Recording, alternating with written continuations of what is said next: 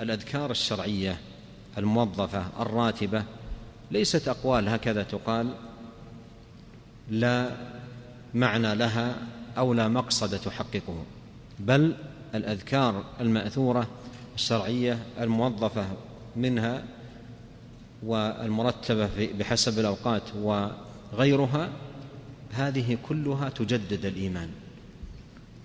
الإيمان وتمتن الاعتقاد وترسخ الدين. فلا يزال العبد يجدد هذا التوحيد، إياك نعبد وإياك نستعين، كل مرة يحصل هذا التجديد وهذه المعاهدة بينه وبين الله سبحانه وتعالى. وإنما يتحقق هذا التجديد باستحضار العبد المعنى، استحضار المعنى وعقله للدلالة. أما إذا كان يقرأ ولا يعي فلا يتحقق هذا المقصود.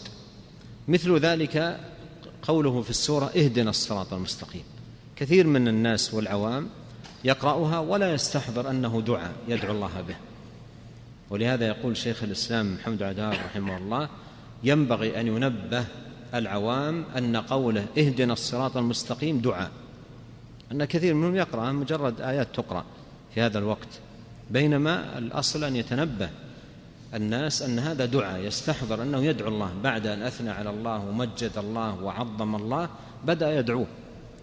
وانظر التفاتة ذاك الأعرابي الذي لم يكن يحسن أن يقرأ الفاتحة، لما علمه التسبيح والتهليل عرف أنها ثناء لله، قال وما لي هذا لربي فما لي.